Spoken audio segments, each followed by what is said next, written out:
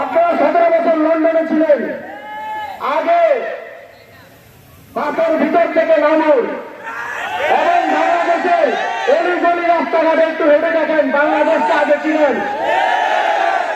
তারপরে আমরা ভরসা করতে পারবো যে আপনারা বাংলাদেশের জন্য কিছু করতে পারবেন কি পারবেন না।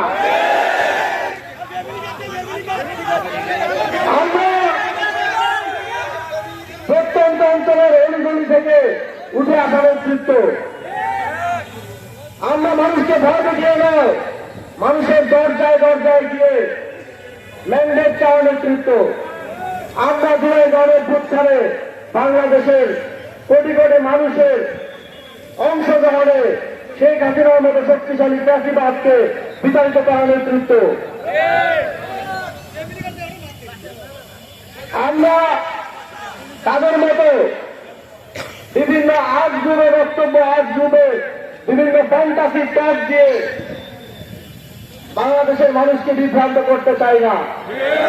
আমরা মাটি থেকে উঠে এসেছি, আমরা জানি মাটির মানুষের কি কি সমস্যা আছে, তার কি কি বাস্তববাদী সমাধান হতে পারে।